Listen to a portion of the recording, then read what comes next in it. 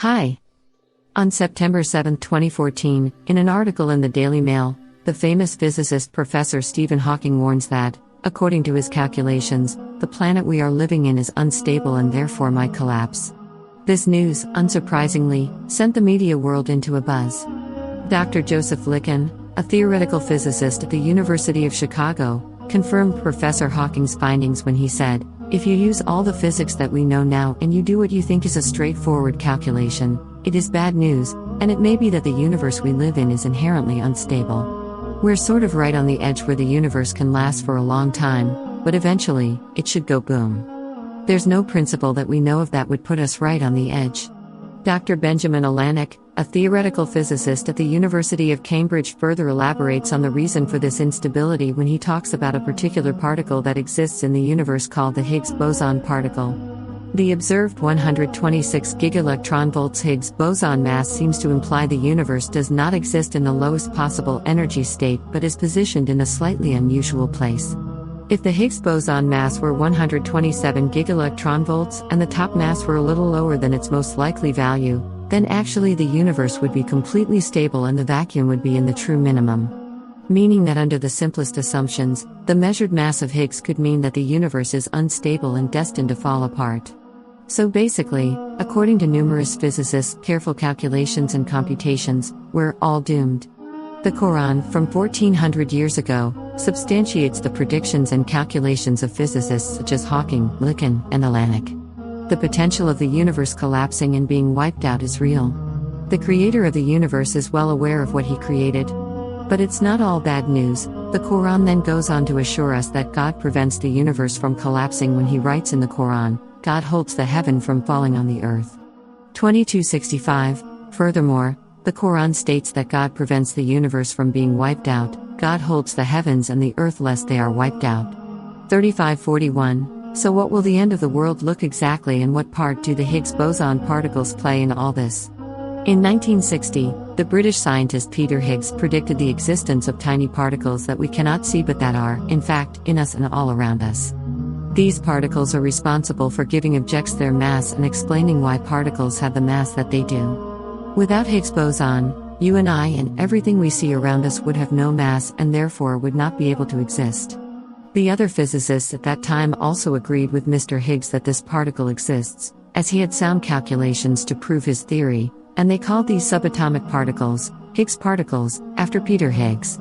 On March 14, 2013, about half a century after it was first predicted, scientists at CERN, the European Organization for Nuclear Research, tentatively confirmed that they have found the Higgs boson particle, and the Nobel Prize in Physics was subsequently awarded jointly to Peter Higgs and his colleague François Englert. To discover the subatomic Higgs particle, CERN built a Large Hadron Collider at the cost of about $10 billion to simulate the conditions of the formation of the universe.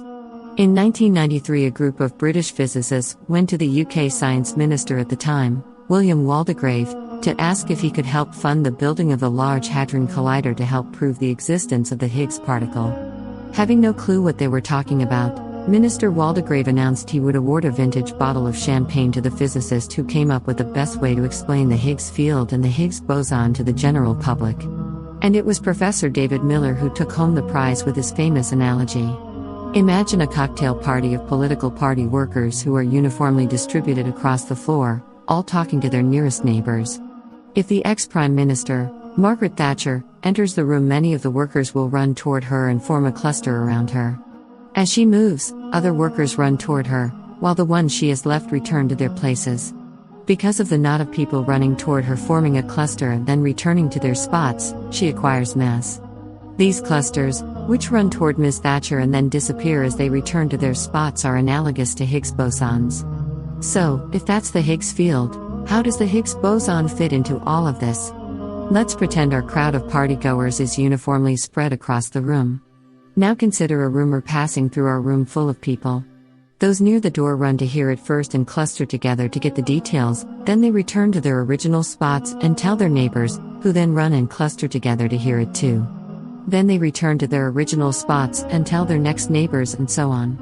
The result will be a wave of clusters running across the room that disappear as soon as they run. These clusters are analogous to Higgs bosons.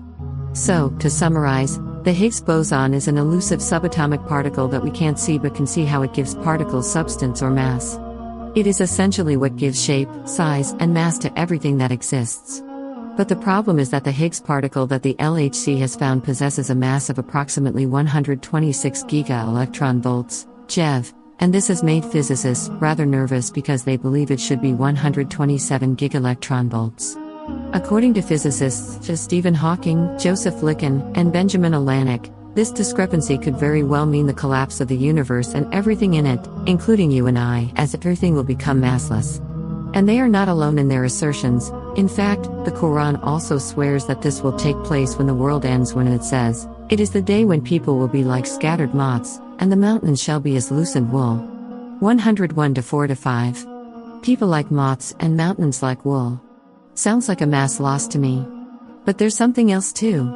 In chapter 81 of the Quran, a chapter where God describes in detail the events of the end of the world, two particular verses are of great interest to us and what we just learned. So verily, I God, swear by clusters you can't see, as soon as they run, they disappear. That is the English translation, but the words used in the original Arabic are more nuanced than what a translation can express. Three words in particular that are used in this verse are konas and al-jawri al-kanas. Konas refers to something invisible and al-jawri means something that is running. Al-kanas refers to something that disappears and returns back to its original spot. So if we put the three words together, we are talking about invisible clusters that run and that disappear almost as soon as they appear. Almost as soon as they start running, they stop and disappear. So what are these clusters that the Quran is describing?